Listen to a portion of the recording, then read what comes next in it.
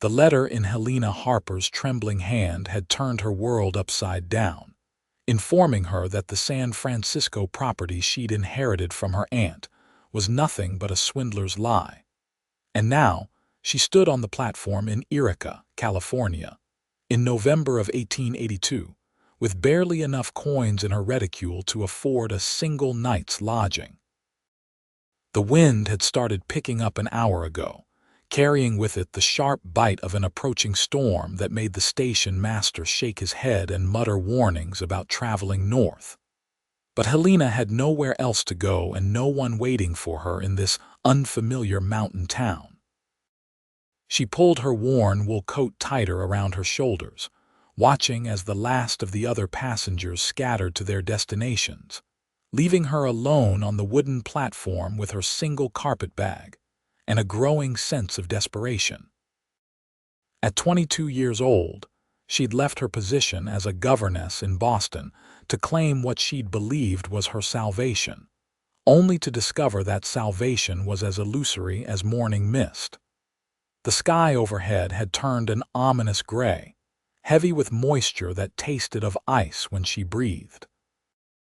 "Miss, you best find shelter soon," the station master called from the doorway of his small office. "That storm's going to hit hard within the hour, and we don't get many November blizzards this fierce, but when we do, they're deadly." Helena nodded, trying to maintain her composure even as panic fluttered in her chest like a caged bird.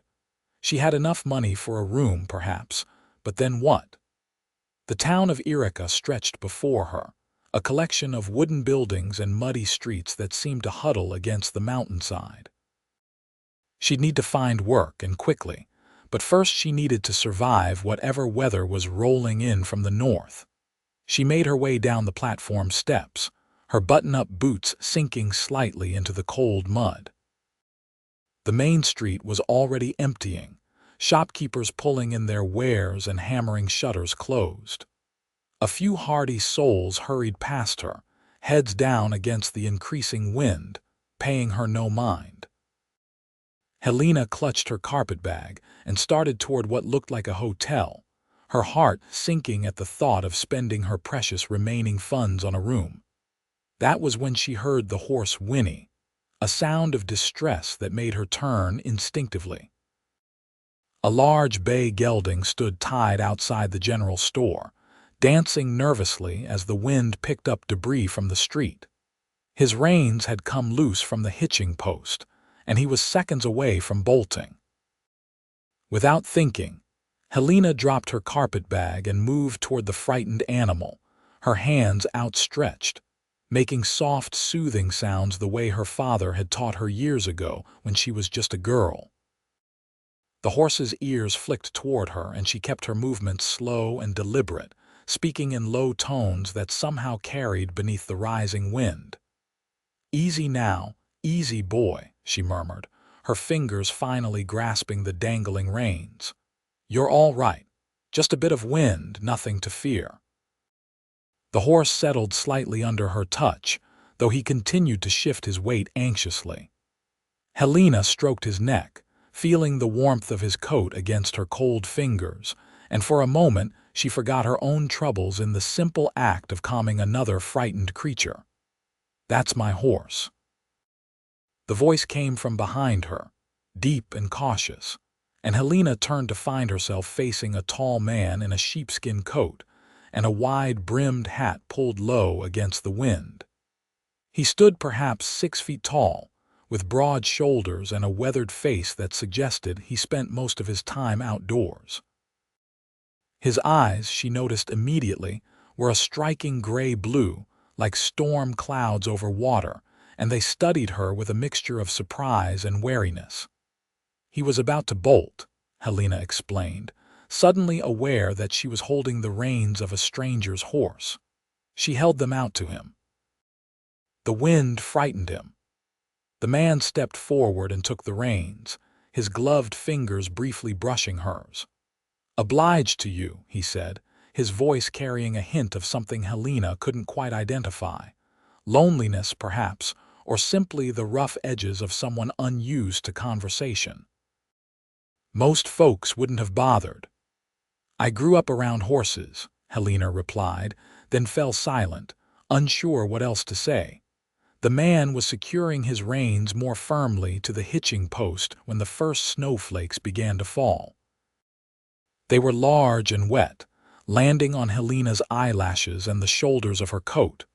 Within seconds, the snow intensified, driven horizontal by the wind that now howled down the street with genuine fury. "You need to get inside," the man said, raising his voice to be heard over the storm. "Where are you staying?" "I haven't secured lodging yet," Helena admitted, having to shout as the wind increased. "I just arrived on the train." The man's expression shifted, concern replacing wariness. He glanced down the street toward the hotel, which was now barely visible through the rapidly thickening snow. "The boarding house is closer. Come on."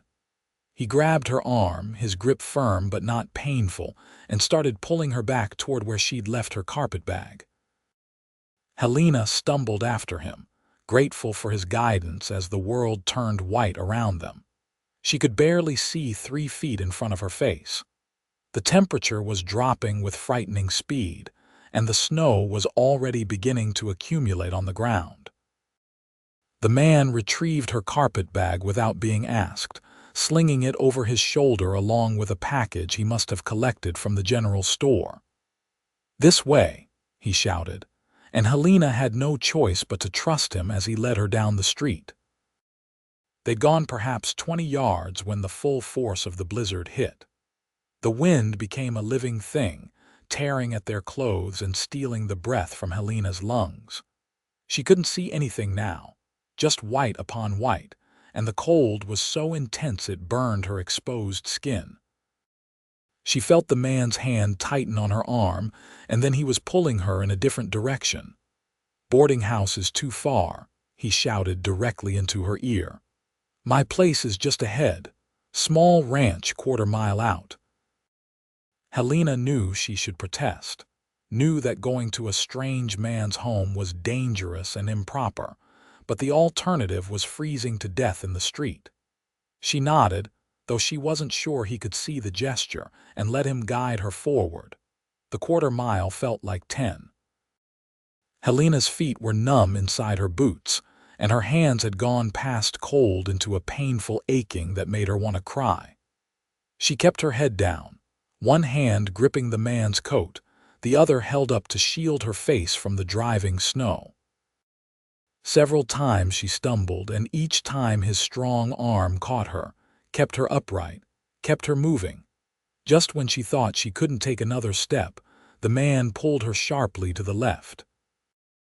A darker shape loomed out of the white, and then suddenly they were out of the wind, stumbling through a doorway into relative warmth and stillness. Helena stood gasping in the darkness, her entire body shaking from cold and exertion. She heard the man moving nearby, the strike of a match, and then golden light bloomed as he lit a lantern. The glow revealed a simple one-room cabin with a stone fireplace, a narrow bed in one corner, a small table with 2 chairs, and various personal belongings hung on pegs along the walls. "Sit," the man ordered, gesturing to one of the chairs as he moved to the fireplace. "I need to get a fire going." Helena sank gratefully onto the chair, her legs trembling with exhaustion. She watched as the man worked with practiced efficiency, building a fire from kindling and logs that must have been waiting for just such an emergency. Within minutes, flames were crackling, spreading blessed warmth into the cold room. Only then did the man remove his hat, revealing sandy brown hair that curled slightly at his collar, and turned to face her properly. In the firelight, Helena could see him more clearly. He was perhaps 30 years old, with a strong jaw shadowed by several days' worth of beard, and those remarkable eyes that seemed to see more than she wanted to reveal. There was a scar along his left cheekbone, faded with age, and lines at the corners of his eyes that suggested he squinted into the sun often. "Hank Yates," he said simply, offering his hand. Helena Harper, she replied, placing her cold fingers in his warm palm. His handshake was brief but solid. "You're lucky I was in town," Hank said, moving to a small stove in the corner and filling a kettle with water from a bucket. "Another few minutes in that storm and you'd have been in serious trouble." "I'm grateful for your help," Helena said, and meant it, "though I apologize for the imposition. I'm sure you didn't plan on having a stranger in your home tonight." Hank shrugged as he set the kettle to heat. "Storm doesn't care about plans. You'll stay here until it passes. Could be a day, could be 3. These November blizzards are unpredictable." The reality of the situation was beginning to sink in. Helena was alone in an isolated cabin with a man she didn't know, and would be for at least a day. It was completely improper, potentially dangerous, and absolutely necessary. She studied Hank as he moved about the small space, noting the careful way he kept his distance, the respect in his gestures. He didn't feel threatening, but then again, Helena had learned the hard way that feelings could deceive. "I can sleep by the fire," she offered. "I don't want to put you out of your bed." "You'll take the bed," Hank said firmly. "I've slept in worse places than a chair by the fire. Are you hungry?" Helena realized she was famished. She'd eaten nothing since a hurried breakfast that morning in a town 50 miles south. "Yes, thank you." Hank pulled out supplies from a cupboard, simple fare of dried beef, beans, and hardtack, but to Helena it looked like a feast. As he prepared a basic meal, she removed her wet coat and tried to regain some feeling in her fingers and toes. The cabin was warming nicely, the fire driving back the cold that had seeped into her bones. Outside, the wind howled like a wounded animal, and when Helena glanced at the single window, she could see nothing but white. The storm had them completely cut off from the world. "What brought you to Yreka?" Hank asked as he handed her a tin plate of food and a cup of coffee that steamed invitingly. Helena hesitated, then decided on honesty. This man had saved her life. He deserved the truth. A lie, as it turns out. "I inherited property in San Francisco from my aunt, or so I was told. I left my position in Boston and used my savings to travel west, only to discover when I arrived in San Francisco that the whole thing was a fraud.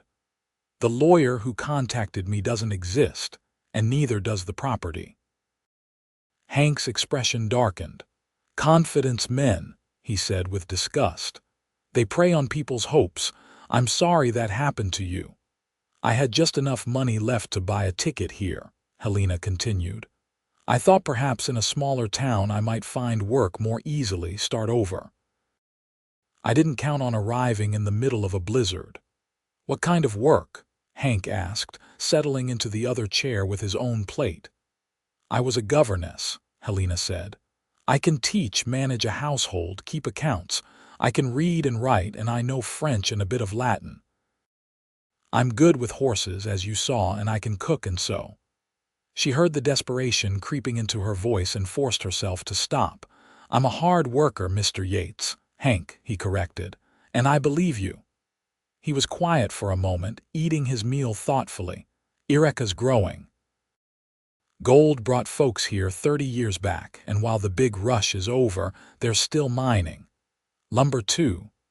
Town's got a school, but I don't know if they need another teacher. The boarding house might need help, or some of the shops in town." "I'll find something," Helena said with more confidence than she felt. "I have to." They ate in silence for a while, the only sounds the crackling of the fire and the relentless wind outside. Helena found herself stealing glances at Hank, curious about this solitary man who lived alone in a cabin outside of town. He had an air of self-sufficiency about him, but also a deep sadness that seemed etched into his very bones. "What about you?" she asked finally. "What do you do out here?" "I have a small ranch," Hank replied. "Raise horses, Sell them to ranchers and the army when they need good stock. It's not much, but it's mine." There was pride in his voice, but also that underlying loneliness that Helena had sensed earlier. "You have family in the area." Hank's face closed off, his expression becoming carefully neutral. "No, it's just me." Helena recognized the signs of old pain and didn't push. She knew about loss, about the kinds of wounds that never fully healed. Her own parents had died of fever when she was 16, leaving her alone in the world except for the aunt who had taken her in. That aunt had passed 2 years ago, and the supposed inheritance had been Helena's last connection to family. Now even that was gone, revealed as nothing but a cruel hoax. "I'm sorry," she said softly. "I didn't mean to pry." Hank's expression softened slightly. "You weren't prying. It's a natural question." He stood and collected their empty plates. "You should get some rest. It's been a long day for you, and tomorrow will bring its own challenges." Helena wanted to protest that she should help clean up, but exhaustion was pulling at her like a heavy blanket. The warmth of the fire, the food in her stomach, and the sheer emotional toll of the day had drained her completely. She moved to the narrow bed in the corner, surprised to find the blankets clean and smelling faintly of soap and fresh air. Hank turned his back, giving her privacy as she removed her damp outer clothing and slipped beneath the covers in her chemise and petticoat. The bed was surprisingly comfortable, the mattress stuffed with something soft that might have been grass or moss. "Thank you, Hank," she said quietly, "for everything." He glanced over his shoulder, his expression unreadable in the firelight. "Sleep well, Helena." She closed her eyes, listening to him move about the cabin, banking the fire for the night, settling into the chair with a blanket. The wind continued to howl outside, but here in this small space she felt safe. It was a strange feeling, trusting a man she'd just met, but something in Hank's steady presence, his quiet competence, made her believe she could let down her guard for this one night. Sleep claimed her quickly, pulling her down into deep darkness where the storm couldn't reach. Helena woke to pale gray light filtering through the window and the smell of coffee brewing. For a moment she was disoriented, unsure where she was, and then memory returned in a rush. The blizzard, the frightened horse, Hank Yates. She sat up carefully, aware that she was dressed only in her undergarments beneath the blankets. Hank was at the stove, his back to her, and she quickly pulled on her dress, which had dried overnight hanging near the fire. Her fingers fumbled with the buttons, still stiff from yesterday's cold, but she managed to make herself presentable before he turned around. "Morning," he said, his voice rough with sleep. "Storm's still going strong." Helena moved to the window and looked out. The world beyond was still nothing but white. Snow had drifted against the cabin walls, nearly reaching the bottom of the window, and more continued to fall in thick curtains that obscured everything beyond a few feet. She'd seen winter storms in Boston, but nothing like this. "How much snow do you think has fallen?" she asked. 2 feet, maybe more," Hank replied, handing her a cup of coffee. "And it shows no signs of stopping. We're here for at least another day, possibly 2. The reality of being trapped here with him sent a flutter of something through Helena's stomach. It wasn't fear exactly, more a heightened awareness of the intimacy of their situation. They were alone together, cut off from the world, dependent on each other for survival and companionship. "I should make myself useful," she said, taking a sip of the strong black coffee. "What needs doing?" Hank looked surprised, then pleased. "Well, I need to check on my horses.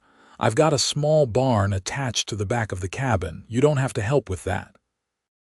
"I want to," Helena said firmly. "You saved my life yesterday. The least I can do is help with the chores."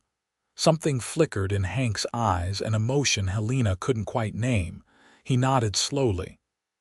"All right then. Bundle up.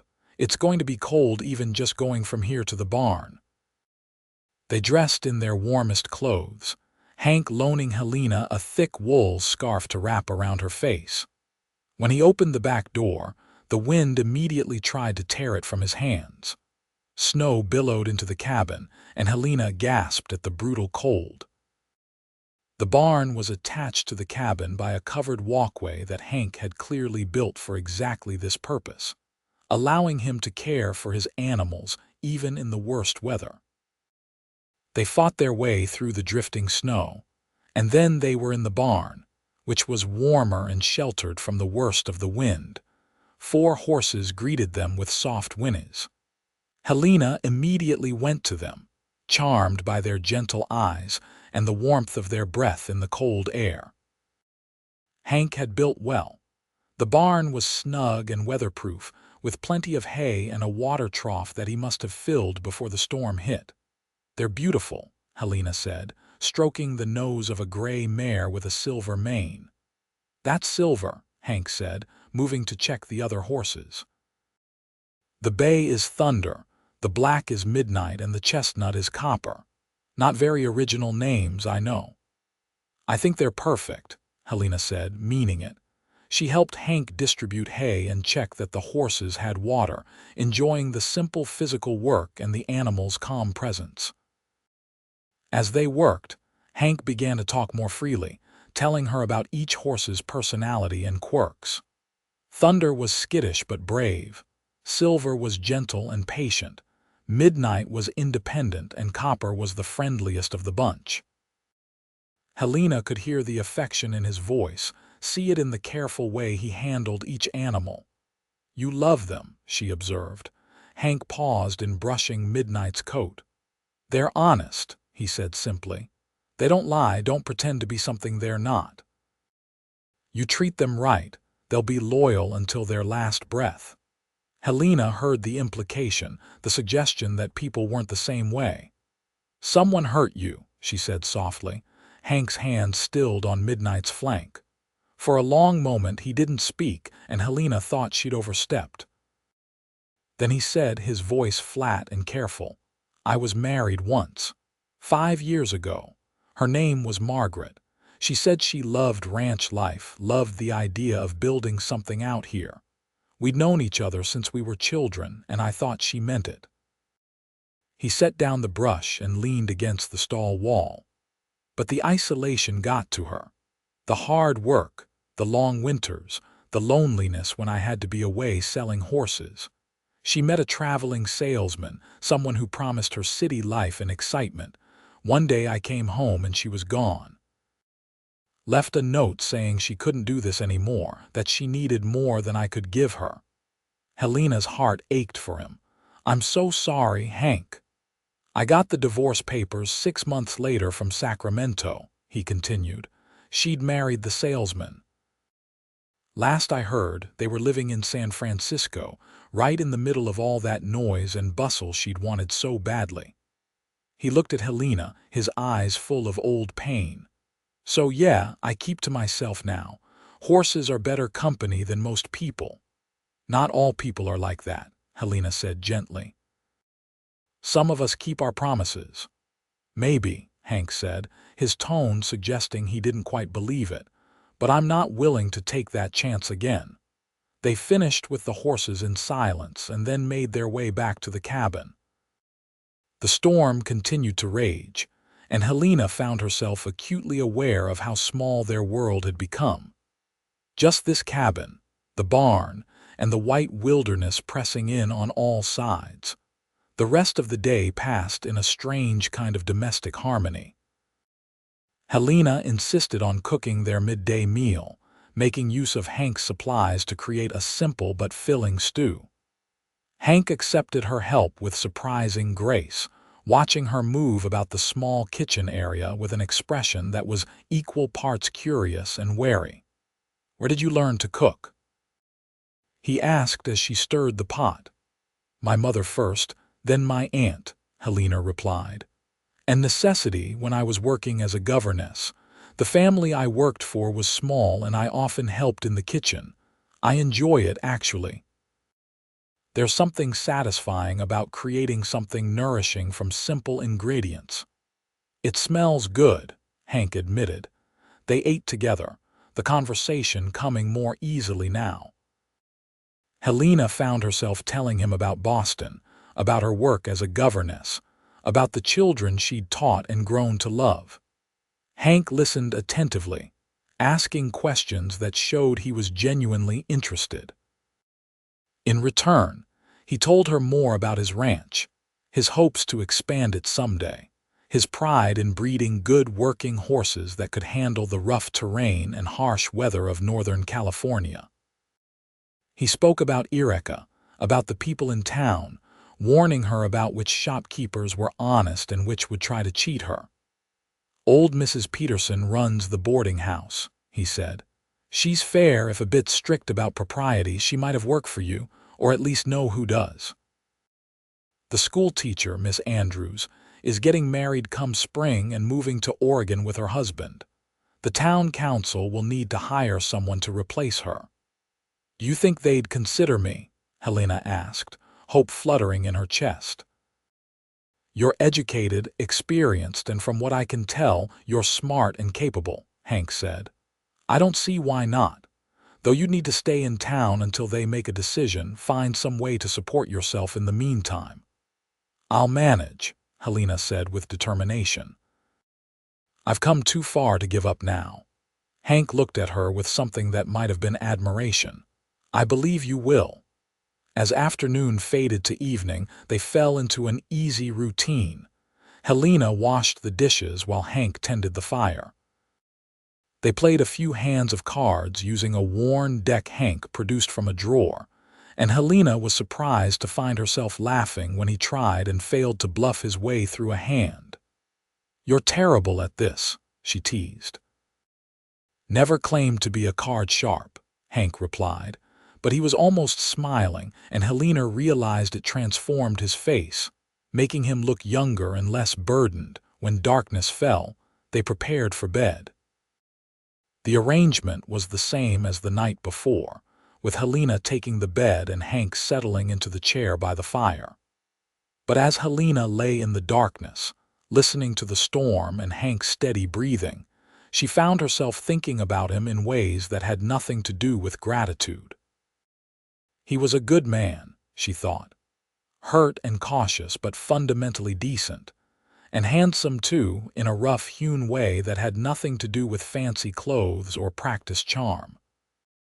She found herself wondering what it would be like to stay here, to build a life in this harsh, beautiful place with a man like Hank Yates.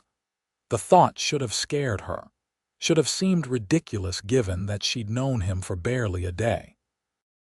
But instead it felt natural, like a door opening in her mind to possibilities she'd never considered before. She was still pondering this when sleep finally claimed her. The second day of the storm dawned much like the first, with endless snow and howling wind. But the atmosphere in the cabin had shifted subtly. There was an easiness between Helena and Hank now, a comfort that came from shared space and honest conversation.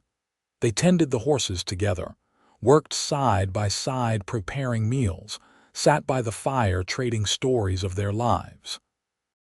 Hank told her about growing up on a farm in Missouri, about coming west after his parents died looking for a fresh start. Helena shared memories of her childhood in Massachusetts, of her father teaching her to ride and her mother's gentle lessons in running a household. "You miss it?" Hank asked. "The East?" Helena considered the question carefully. "I miss certain things. The culture, the theaters, the bookshops. But I don't miss the constraints, the rigid social expectations. There's a freedom out here despite the hardships, or maybe because of them. You're judged more on what you can do than who your family is." "That's true enough," Hank agreed. "Though there's plenty of hardship to go around. Winters are brutal, summers can be scorching, and you're always one bad season away from losing everything." "Is that what happened with your wife?" Helena asked gently. "Did you have a bad season?" Hank was quiet for a long moment. "Not really, or maybe in a way. She wanted things I couldn't give her on a rancher's income. Pretty dresses, fancy furniture, trips to the city. I was doing well enough, but every spare dollar went back into the ranch, into building for the future. She wanted to live for now. He shook his head. I thought she understood that, thought we were working toward the same goals. I was wrong. Her loss, Helena said firmly. You've built something good here, Hank, something real and lasting. That takes vision and dedication. Anyone who can't see that isn't worth your time. Hank looked at her, his gray-blue eyes searching her face. You really mean that? I do, Helena said. I've known plenty of men who talk big and do nothing. You're not like that. You're the kind of man who does what needs doing without complaint or fanfare. That's worth more than all the pretty words in the world. Something shifted in the air between them, a charged awareness that made Helena's breath catch. Hank reached out slowly, giving her time to pull away, and tucked a stray strand of hair behind her ear. His fingers were calloused and warm, and the gentle touch sent shivers down her spine that had nothing to do with the cold. You're not what I expected, he said softly. What did you expect? Helena whispered. I don't know. Someone more afraid, maybe, more helpless. But you're neither of those things, are you? I was terrified yesterday, Helena admitted. I still am in some ways. My whole future is uncertain, and I'm in a strange place with no money and no prospects. But I'm also hopeful. And that's because of you, because you showed me kindness when you didn't have to. Hank's hand fell away, and he stepped back, his expression becoming shuttered again. Don't make me into something I'm not, Helena. I'm just a man who happened to be in the right place at the right time. But Helena could see past his defenses now, could see the longing he was trying so hard to hide. He wanted connection, wanted companionship, but he was too afraid of being hurt again to reach for it. She decided then that she would be patient, would show him through her actions that not everyone left, that some promises were kept. The rest of the day passed in comfortable companionship. They read together from the few books Hank owned, taking turns reading aloud from a volume of Shakespeare's plays. Helena was charmed to discover that Hank had a love of stories, even if he claimed not to understand all of Shakespeare's fancy language. I like the way the words sound, he said, even when I'm not sure what they mean. Helena read him a passage from Romeo and Juliet, the balcony scene, and when she finished, Hank was quiet. That's foolish, he said finally. Falling in love that fast, willing to die for it. Real love takes time, takes knowing someone through good times and bad. Maybe, Helena said, but maybe sometimes you just know. Maybe your heart recognizes something your head hasn't caught up to yet. Hank looked at her, his expression unreadable. Is that what you believe? Helena met his gaze steadily. I'm starting to. The tension between them grew throughout the evening, a pull that was becoming harder to ignore. When they sat by the fire after supper, their chairs seemed closer than they had been before. When their hands brushed as he passed her a cup of coffee, the contact lingered just a moment too long. Helena knew she should be cautious, should guard her heart. She barely knew this man, and her future was too uncertain to add romantic complications. But her heart wasn't listening to logic. Her heart was saying that sometimes the right thing came along at exactly the wrong time, and you had to be brave enough to reach for it anyway. That night, as she lay in bed listening to the storm, Helena made a decision. She would be honest with Hank, would let him know how she was beginning to feel. She wouldn't push, wouldn't demand anything from him, but she wouldn't hide either. Life was too short and too uncertain to waste on pretense. The third day of the storm dawned with a subtle change in the wind. It was still snowing, but the howling fury had diminished to a steady whisper. When Hank looked out the window, he announced that he thought the worst had passed. We'll probably be snowed in for another day or two, he said. But the storm itself is dying down. We'll be able to dig out soon enough." Helena felt a pang at his words, a strange reluctance to return to the real world. Here in this cabin, cut off from everything, she'd found something precious. A connection, a sense of belonging, a glimpse of what life could be. Once they returned to Yreka, everything would change. She'd have to find work, find lodging, and Hank would return to his solitary life. Unless she could convince him that solitary wasn't what he needed. They went about their morning chores, tending the horses and preparing breakfast. But Helena's mind was working on what she wanted to say, how she could express feelings that were still so new and uncertain. It was Hank who broke first.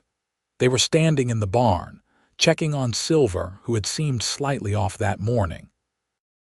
The mare was fine, just a bit of stiffness from the cold, and as Hank straightened from examining her legs, he looked at Helena with an expression that was almost anguished.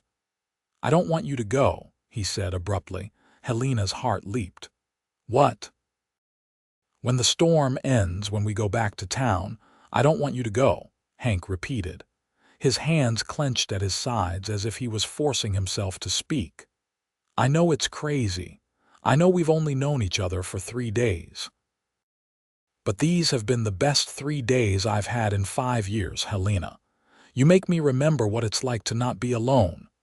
"Hank," Helena breathed, stepping closer to him. "I'm not good at this," he continued, the words coming faster now, like a dam breaking. "I'm not good at talking about feelings or making pretty speeches. But I'm good at being loyal, at working hard, at building something lasting. And I think we could build something together, if you're willing to take a chance on a broken-down cowboy with a small ranch and a lot of walls around his heart."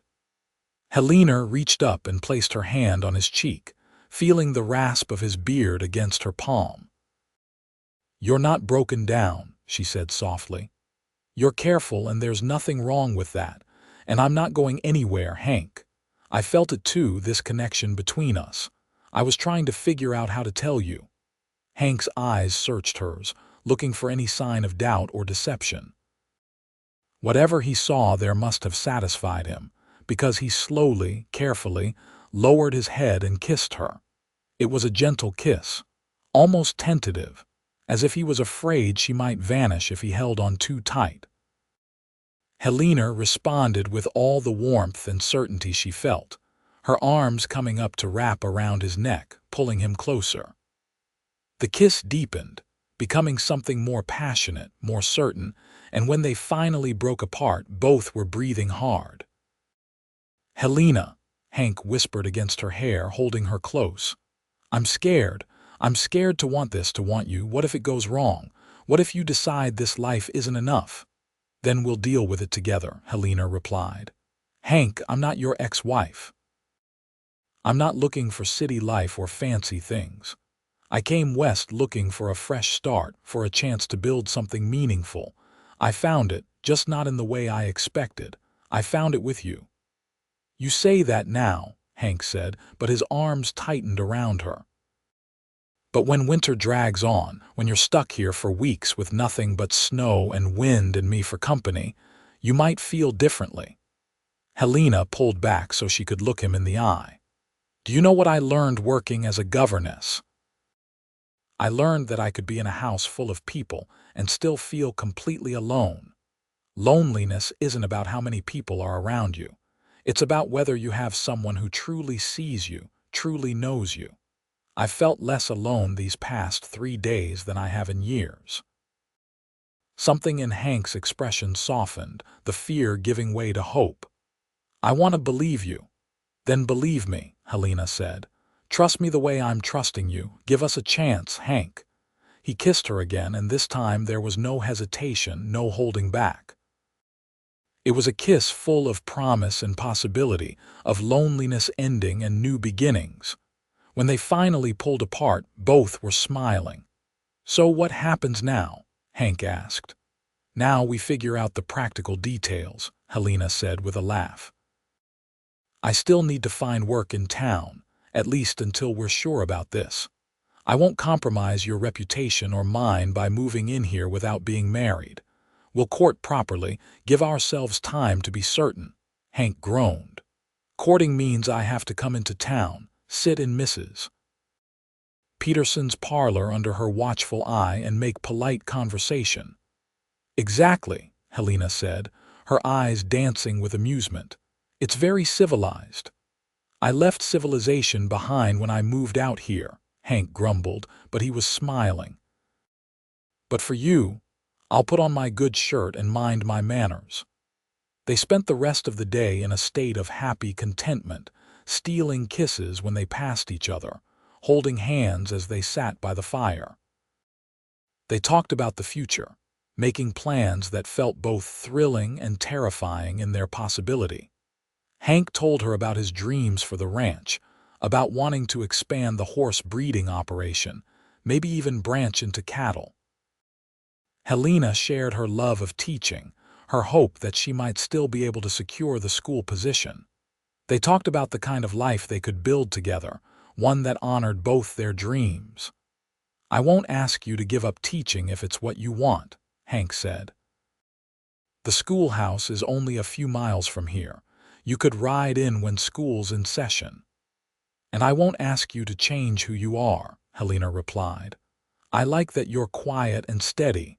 I like that you think before you speak. I like that you love your horses and your land."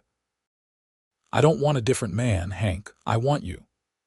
That night, as the storm finally began to break, they sat together by the fire, Helena leaning against Hank's shoulder, his arm around her waist. Outside, the wind had died to a whisper, and through breaks in the clouds, they could see stars beginning to appear. "Storm's over," Hank observed quietly. "Yes," Helena agreed, but she didn't move from the warmth of his embrace. "Funny thing," Hank continued. "Part of me wishes it would last just a bit longer. Here in the cabin, it's just us. Out there in the real world, there are complications and expectations and all sorts of things that could go wrong." Helena tilted her head to look up at him. "Or all sorts of things that could go right." "We have to have faith, Hank, faith in each other, faith in what we're building." "Faith," Hank repeated as if testing the word. Then he smiled, a real genuine smile that reached his eyes and made him look almost boyish. "All right then, faith it is." They sat together long into the night, talking and dreaming, neither one willing to let the moment end. But eventually exhaustion claimed them both, and they reluctantly prepared for bed. "Tomorrow we dig out," Hank said. "Day after that we should be able to make it back to town." "Tomorrow starts our real life," Helena corrected. "Together." The next morning dawned clear and blindingly bright, the sun reflecting off endless expanses of pristine white snow. The storm had deposited nearly 3 feet of powder, transforming the landscape into something both beautiful and treacherous. Hank and Helena worked together to dig out the barn and create a path to the main road. It was hard, exhausting work, but Helena threw herself into it with determination.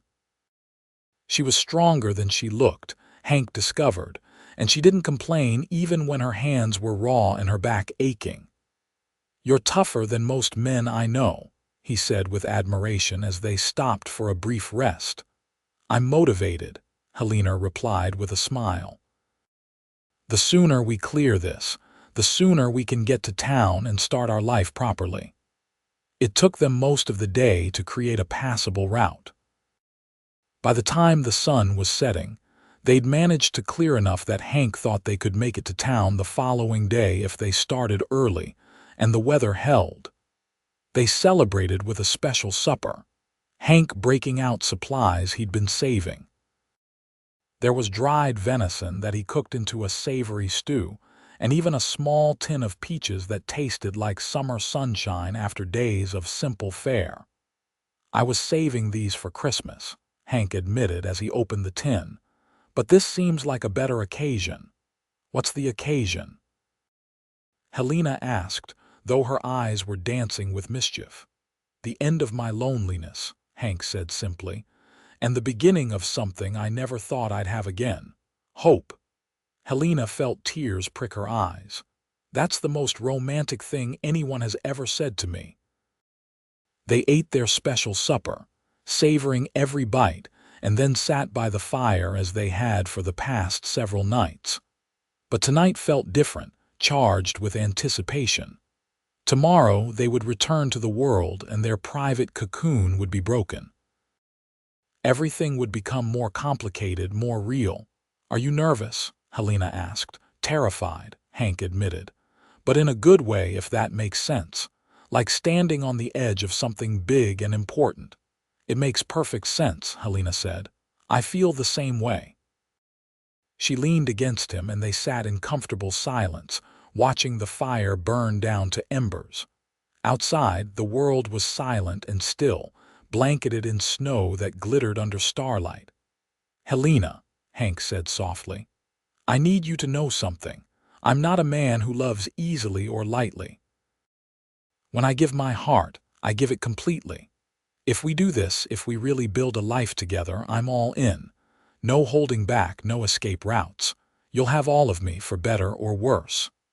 Helena turned to look at him, seeing the vulnerability in his eyes, the fear and hope warring in his expression. "I'm not afraid of all of you," she said. "I want all of you, Hank. The good parts and the difficult parts, the strong, confident rancher and the hurt, lonely man who's afraid to trust. All of it." "Then we're really doing this," Hank said, and it was half question, half statement.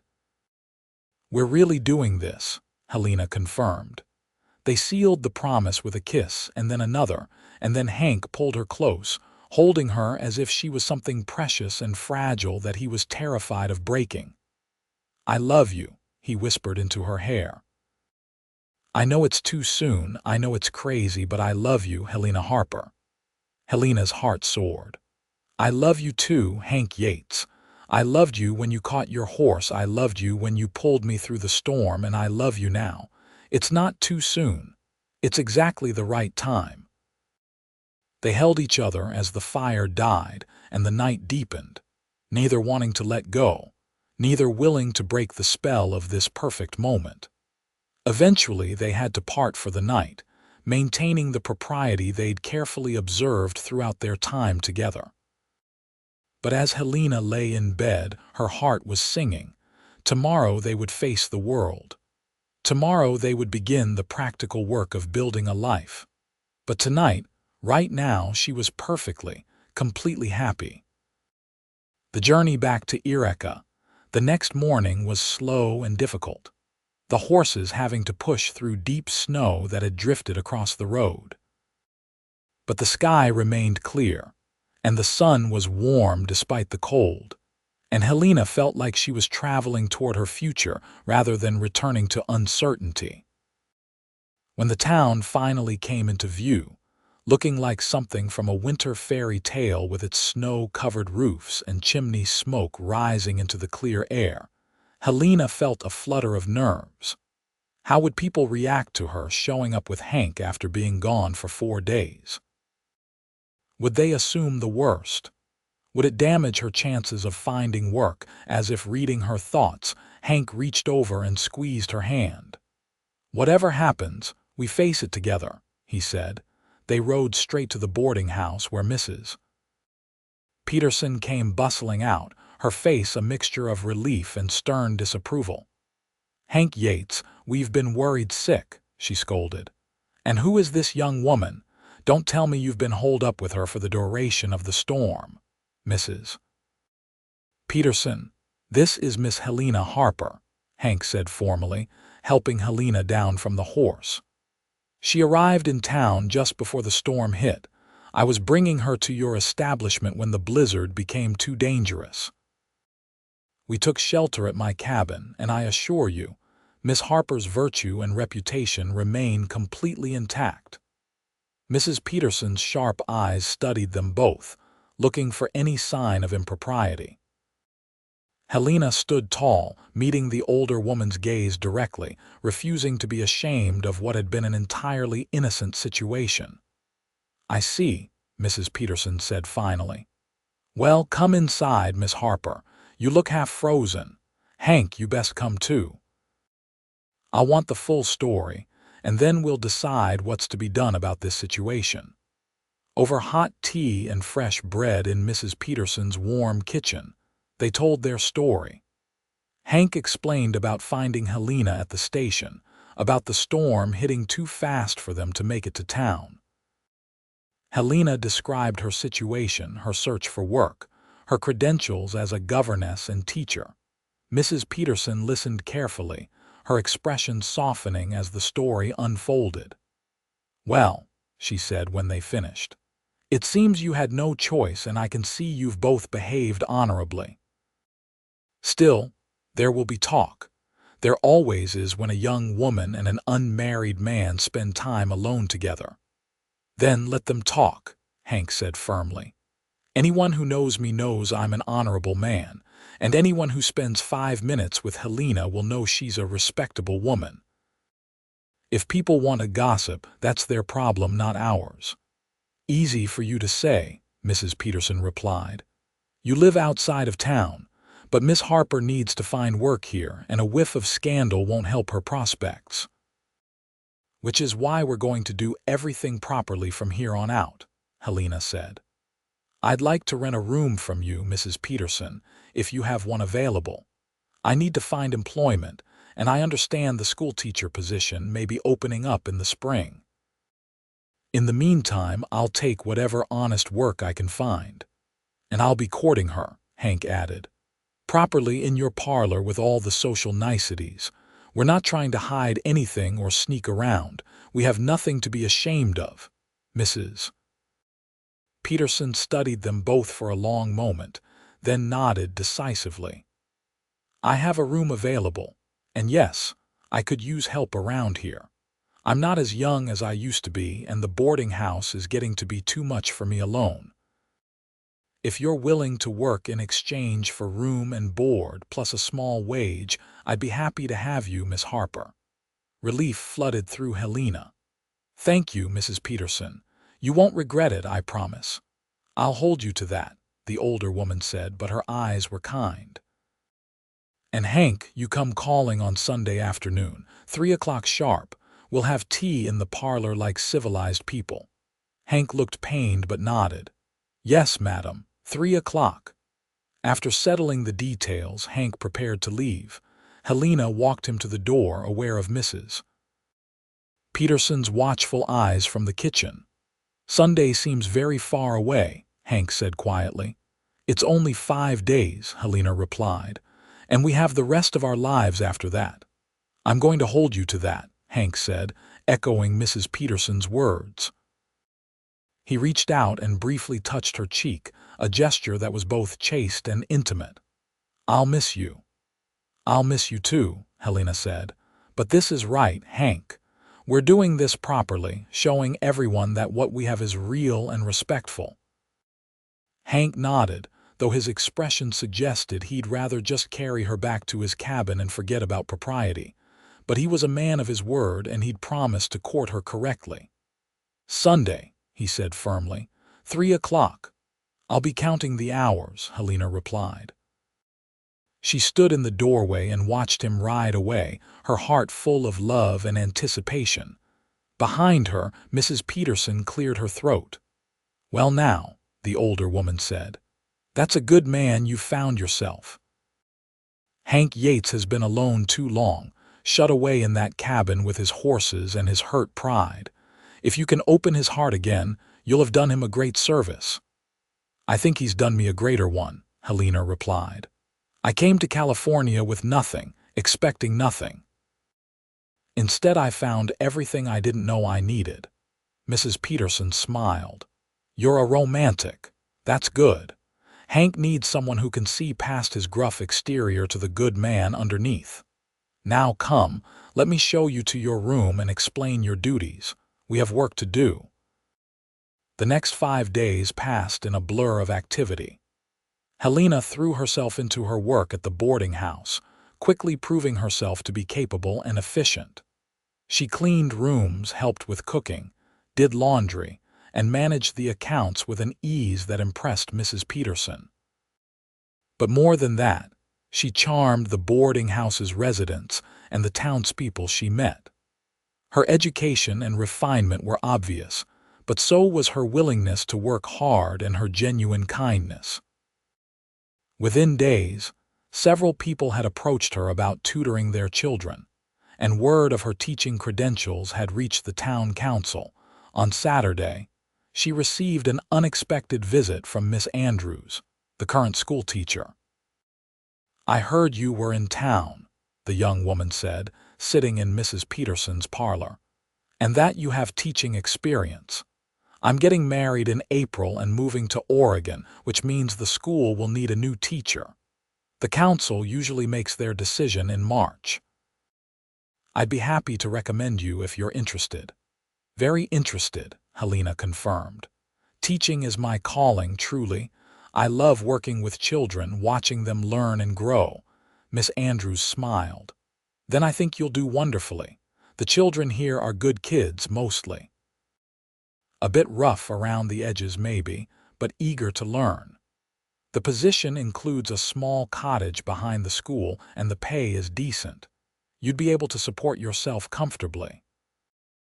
They talked for over an hour, Miss Andrews giving Helena advice about the school, the curriculum, and the various families she'd be working with. By the time the young woman left, Helena felt confident about her prospects. That evening, she shared the news with Mrs. Peterson. "That's wonderful, dear," the older woman said. "Though I'll be sorry to lose your help around here. You've been a godsend these past few days." "I could still help on weekends," Helena offered, "and during the summer when school is out." "We'll see," Mrs. Peterson said with a knowing smile. "Though I suspect you'll have other obligations by then. Hank Yates is a determined man when he sets his mind to something, and he's clearly set his mind on you." Helena blushed, but didn't deny it. She was counting down the hours until Sunday afternoon, anticipating seeing Hank again with an eagerness that was almost embarrassing in its intensity. When Sunday finally arrived, Helena dressed with care in her best dress, a deep blue wool that brought out the color of her eyes. She arranged her dark hair carefully, allowing a few curls to frame her face, and tried to calm her racing heart. At precisely 3 o'clock, there was a knock at the door. Helena opened it to find Hank standing there in what was clearly his best clothing. He'd shaved and trimmed his hair, and he looked both uncomfortable and endearing in his obvious effort to make a good impression. "You're beautiful," he said, forgetting to greet her properly. "You're handsome," Helena replied, her heart swelling with love for this rough, honest man, Mrs. Peterson cleared her throat from behind them. "Come in, Hank. We'll have tea in the parlor." The next hour was simultaneously wonderful and torturous. Helena and Hank sat in the parlor making polite conversation while Mrs. Peterson sat nearby with her knitting, acting as chaperone. They couldn't touch beyond a brief handshake, couldn't speak of anything too personal, had to maintain the proper distance expected of a courting couple. But even with the constraints, it was heaven just to be near him, to see the love in his eyes when he looked at her, to share small smiles and meaningful glances across the tea table. When Hank finally left, having stayed exactly the socially acceptable amount of time, Helena felt bereft. 5 days until she could see him again seemed like an eternity, but Mrs. Peterson, settling back into her chair with her knitting, just smiled knowingly. "That man is head over heels for you," she observed, "and you're just as smitten. How long are you planning to make him suffer through these formal courtship visits?" Helena laughed. "Not too long, I hope, but we want to do this right, show everyone that what we have is real and lasting." "Smart girl," Mrs. Peterson approved, "though if you ask me, anyone can see it's real. The way he looks at you like you hung the moon and stars, that's not infatuation, that's love, pure and simple." Over the next weeks, a pattern established itself. Hank came to call every Sunday at 3 o'clock. Sometimes they sat in the parlor. Sometimes they walked through town if the weather permitted, always with Mrs. Peterson or another chaperone in attendance. They talked about everything and nothing, sharing their dreams and fears, learning each other's rhythms and preferences. Hank told her about his childhood in Missouri, about the brother he'd lost to fever, and the parents who'd worked themselves to death trying to make their farm succeed.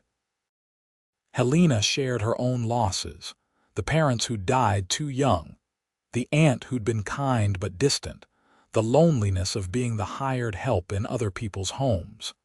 They discovered shared tastes in books and music, both preferring simple pleasures to grand entertainments. They laughed together over small jokes and shared comfortable silences that spoke of deeper understanding.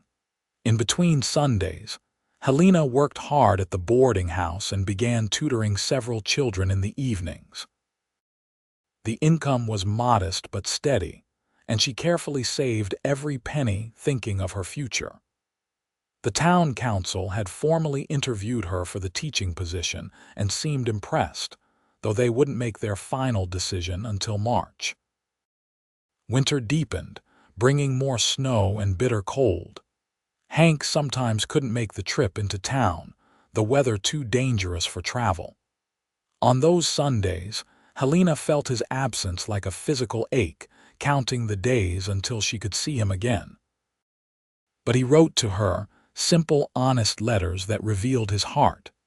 He told her about his days, about the horses, and the work of keeping the ranch going through the harsh winter.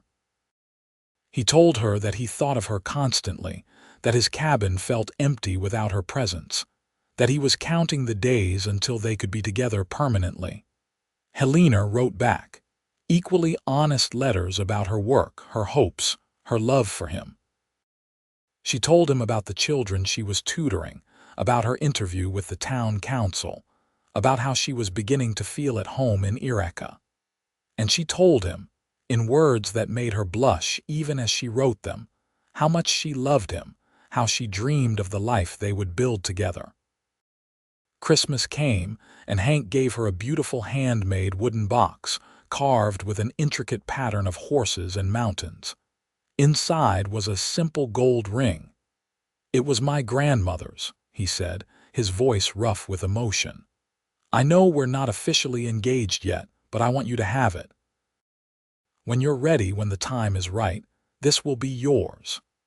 Helena's eyes filled with tears as she looked at the simple band. "It's beautiful, Hank, but I want to give it back to you now so you can ask me properly when the moment comes. I'll wait for that moment, but I'll wait knowing that this ring represents a promise, your promise to me and mine to you."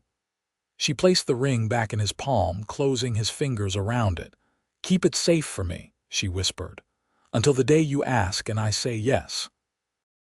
In January, Helena received word that she'd been offered the teaching position, to begin in April when Miss Andrews left. The salary was generous, and the cottage that came with the job would give her independence and security. She shared the news with Hank during his next visit, expecting him to be happy. Instead, he looked troubled. "What is it?" she asked, concerned. "I want you to take the job," Hank said slowly. "It's a good opportunity, and I know teaching means a lot to you. But Helena, I also want to marry you. And I'm struggling with how to make both things work." "Why can't I teach and be married?" Helena asked, though she already knew the answer. "Because married women aren't allowed to teach school," Hank said, frustration clear in his voice. "It's the rule here and everywhere else. Once we marry, you'll have to give it up." Helena had known this, of course, but hearing it stated so baldly still stung. She'd worked so hard, and the thought of giving up teaching just when she'd secured a position hurt more than she'd expected. "I don't want you to resent me," Hank continued. "I don't want you to feel like you had to choose between your calling and me." Helena thought for a long moment, weighing her options. She could teach for a few years, establish herself, save money, or she could marry Hank now and give up teaching. Both choices had merit, both had drawbacks. But when she looked at Hank, at the love and concern in his eyes, at this good man who had brought her back to life, the choice became clear. "I choose you," she said firmly. "I choose us, Hank. Teaching is important to me, yes, but you're more important. And who knows?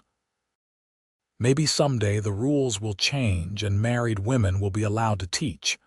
But even if they don't, I can still educate. I can tutor privately. I can teach my own children someday. I can make a difference in other ways." "Are you sure?" Hank asked, searching her face. "I don't want you to make this choice and regret it later." "I'm sure," Helena said. "I've never been more sure of anything. I love you, Hank Yates, and I want to build a life with you. That's worth more to me than any teaching position." Relief and joy flooded Hank's face. Right there in Mrs.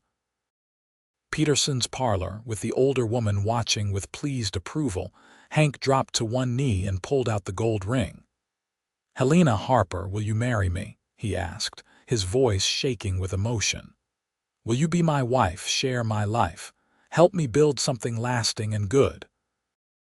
Will you take a chance on a lonely cowboy who loves you more than he ever thought possible?" "Yes," Helena said, tears streaming down her face. "Yes, yes, 1,000 times yes." Hank slipped the ring onto her finger and it fit perfectly, as if it had been made for her. Then he stood and pulled her into his arms, kissing her with a passion that made Mrs. Peterson tut disapprovingly even as she smiled. "I suppose the engagement can be short," the older woman said practically. "No point in a long wait when you've already made up your minds. How short?" Hank asked, not taking his eyes off Helena. "March," Helena suggested. "That gives us time to plan properly, for you to add on to your cabin so we have more room for me to prepare." "March," Hank agreed. "The 15th, first day of spring." They spent the rest of the afternoon making plans, their hands clasped together, the gold ring glinting on Helena's finger. Mrs. Peterson offered to host the wedding breakfast, and they gratefully accepted. It would be a small ceremony, just a few friends and townspeople, but it would be real and meaningful. When Hank finally left that evening, Helena watched him go with a heart so full she thought it might burst. In just 2 months, she would be his wife. They would start their life together, building something strong and lasting. The next weeks passed in a flurry of preparation. Helena wrote to the town council, explaining that she was getting married and would need to decline the teaching position.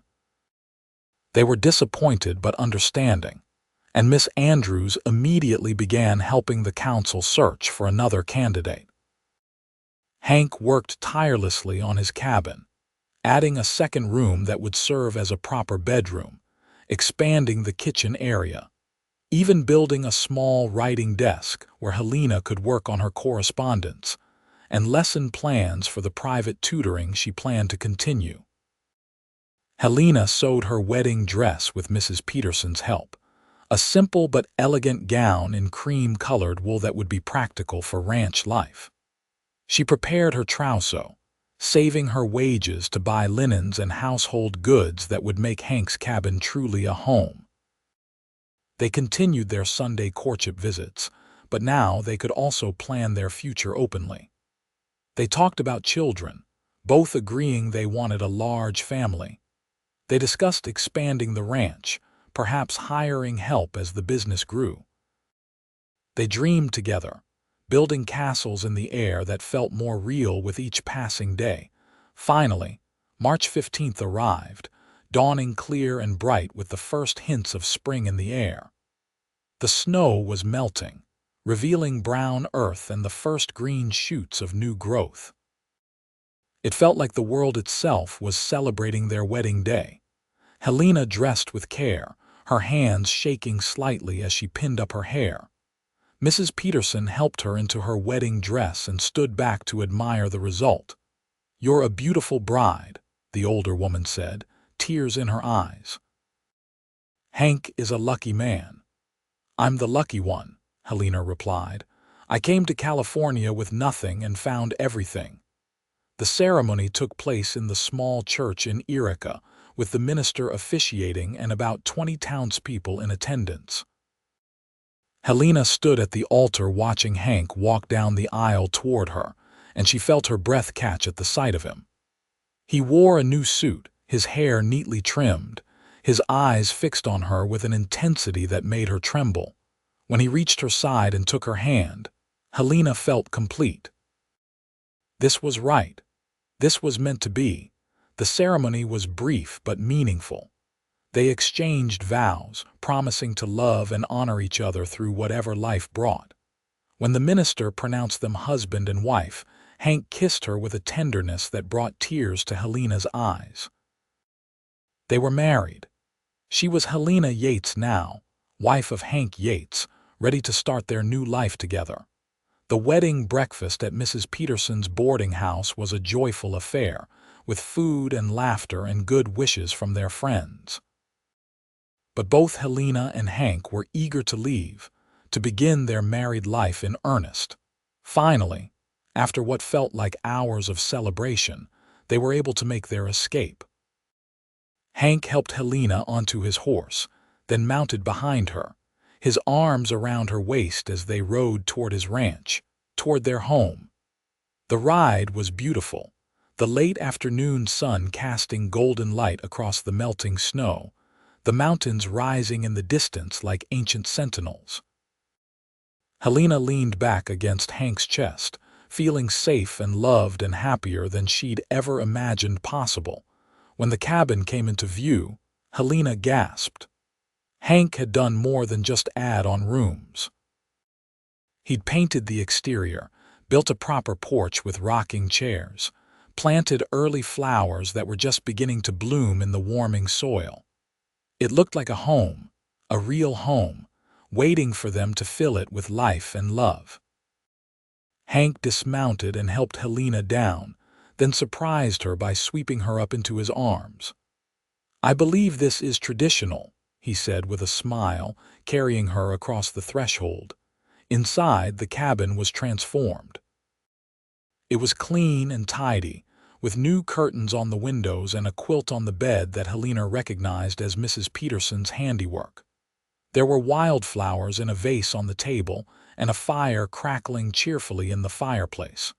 "It's perfect," Helena breathed. "Hank, it's absolutely perfect." He set her down gently and cupped her face in his hands. "I love you, Helena Yates. Thank you for taking a chance on me, for believing in us." "I love you too," Helena replied, "now and always." They kissed, and it was different from all their previous kisses. This was the kiss of husband and wife, the beginning of their intimate life together. When they finally pulled apart, both were breathless and flushed. The rest of the evening passed in a haze of joy and discovery.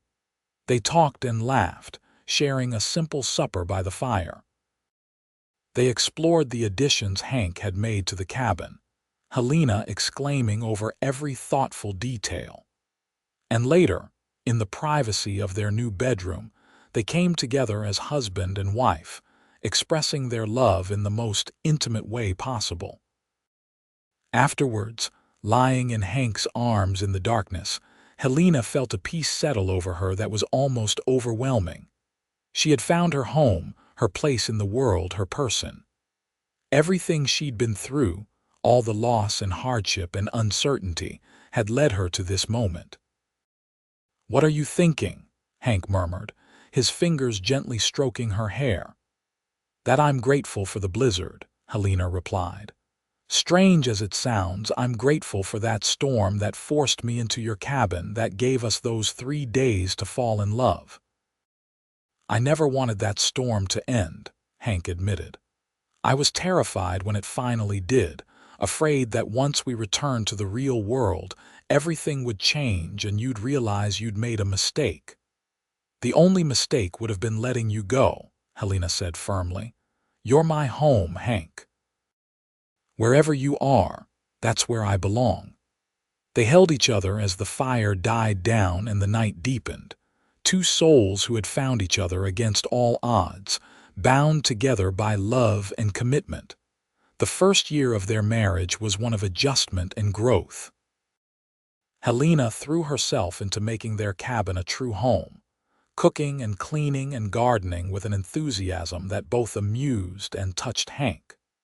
She continued her private tutoring, riding into town twice a week to work with children whose families valued education. Hank's horse breeding business flourished, partly due to his skill and partly due to Helena's business acumen. She helped him with the accounts, managed correspondence with buyers, and even suggested marketing strategies that brought in new customers.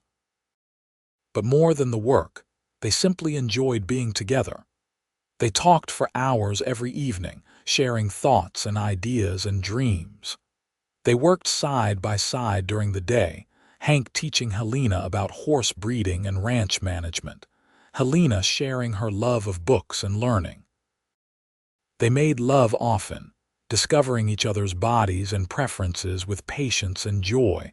By summer, Helena suspected she might be pregnant. By fall, she was certain. She told Hank on a golden October evening as they sat on their porch watching the sunset. "We're going to have a baby," she said simply. Hank's face transformed, joy and awe and a touch of fear flickering across his features. "Are you sure?" "I'm sure," Helena confirmed. "Sometime in early spring we'll have a child." Hank pulled her into his arms, holding her with a gentleness that brought tears to her eyes. "I'm going to be a father," he whispered. "We're going to be parents." "Are you happy?" Helena asked, even though she could see the answer in his face. "Happier than I ever thought possible," Hank replied. "You've given me everything, Helena. A home, a purpose, and now a family. I don't know what I did to deserve you, but I thank God every day that blizzard brought you into my life." The winter of 1883 was milder than the previous one, and Helena was grateful as her pregnancy advanced. She remained healthy and active, though Hank fussed over her constantly, insisting she rest more and work less.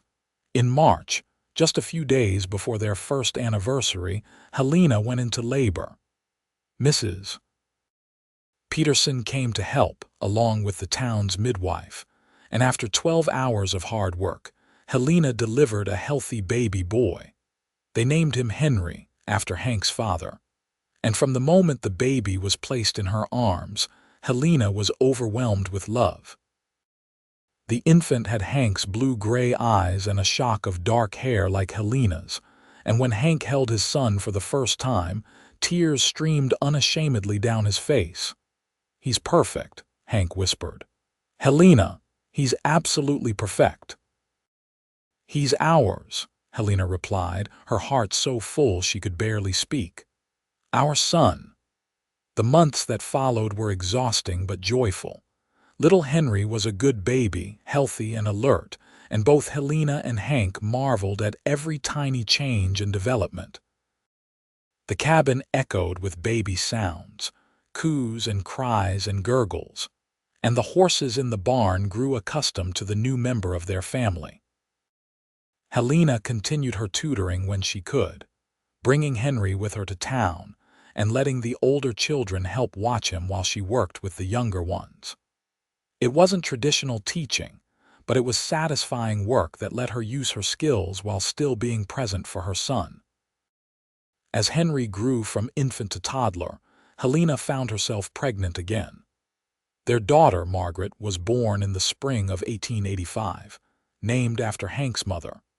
She had Helena's dark eyes and Hank's stubborn determination, and she completed their family in a way that felt ordained. The years passed in a happy blur. The ranch continued to prosper, and Hank eventually hired a young man to help with the daily work, allowing him more time with his growing family. Helena's tutoring expanded into a small school that met in their expanded cabin twice a week, teaching children from the surrounding ranches and farms.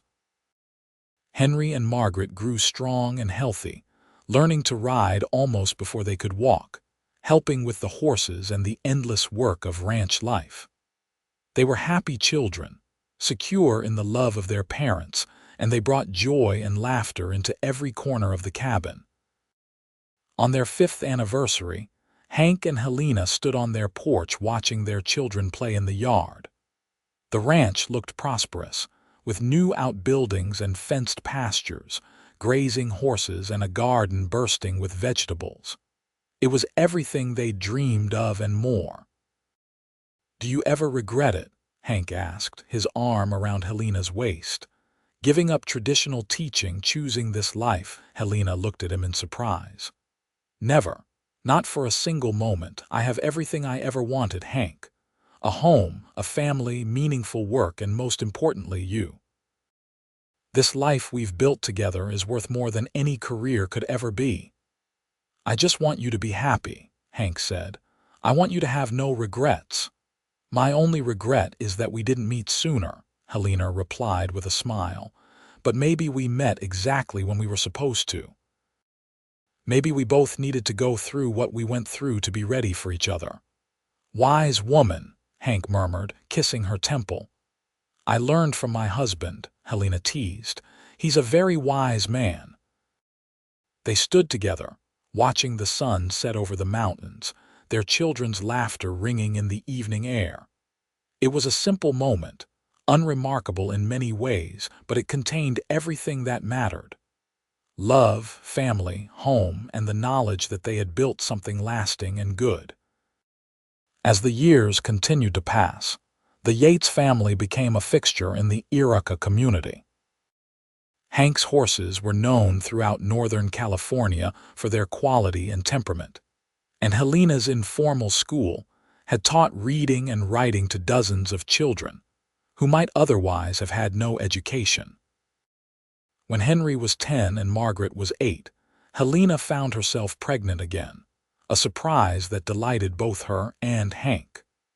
Their second son, Thomas, was born in the fall of 1893, and he brought renewed energy and joy to the household. By this time, Hank was 41, and Helena was 33, both of them older and more settled than they'd been as newlyweds, but no less in love. If anything, the years had deepened their bond, forging it through shared joys and challenges into something unbreakable. They had weathered difficult times together.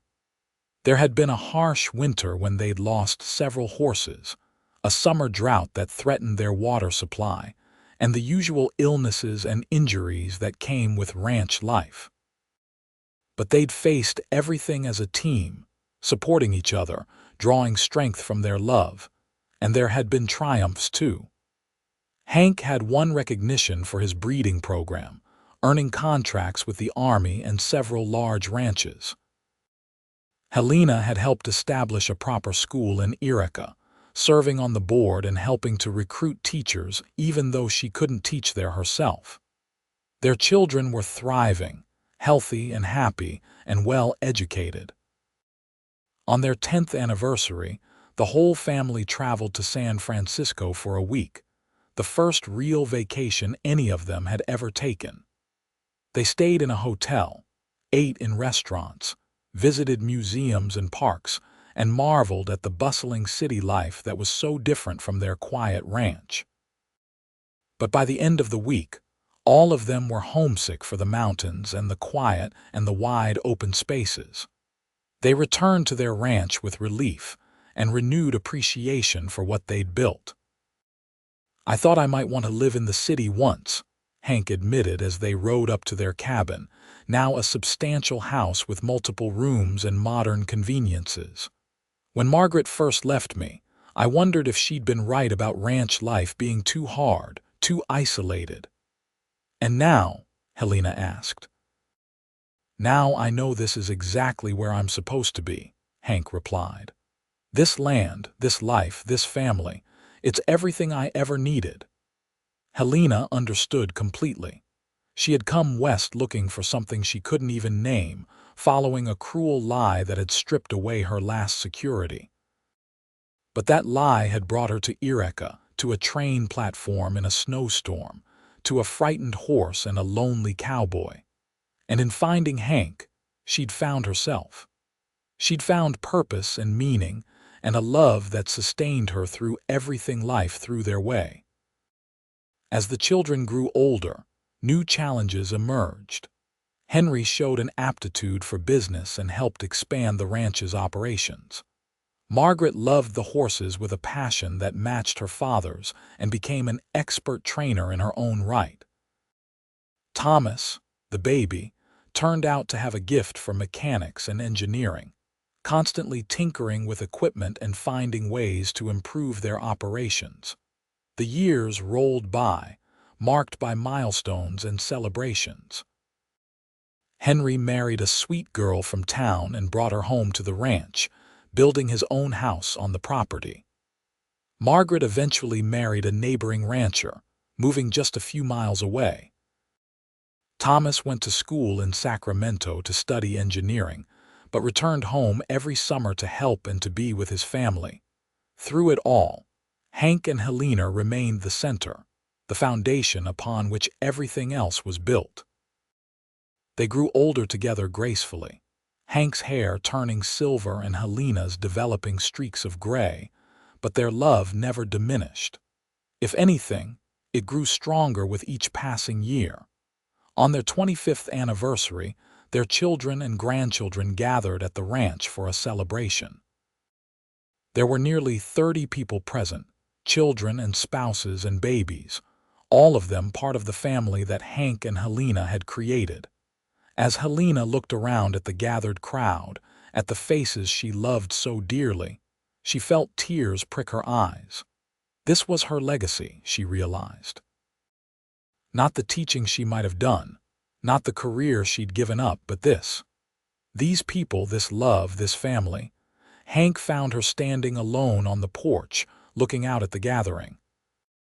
He slipped his arm around her waist, pulling her close in a gesture that had become as natural as breathing over their years together. "What are you thinking?" he asked, the same question he'd been asking for 25 years.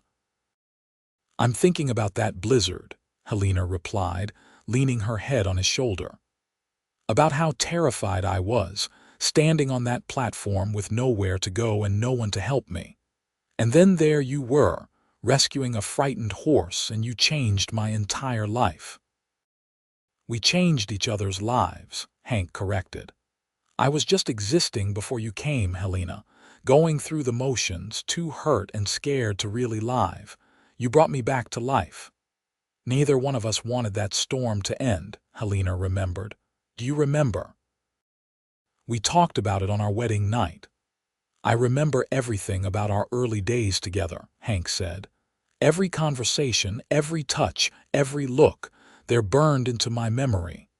Helena turned in his arms to face him. At 55 and 47, they were no longer the young couple who'd fallen in love in a snowbound cabin. But the love in Hank's eyes was the same, unchanged by time or circumstance. "I would do it all again," she said firmly.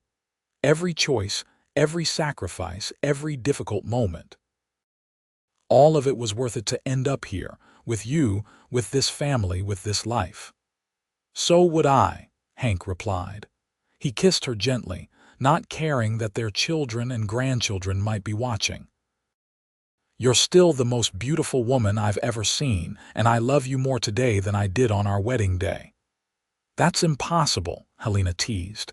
"You loved me desperately on our wedding day." "And yet it's true," Hank insisted. "Love grows, Helena. It deepens and strengthens and becomes something richer with time. You're my partner, my best friend, the mother of my children, and the love of my life. All of those things make my love for you infinite."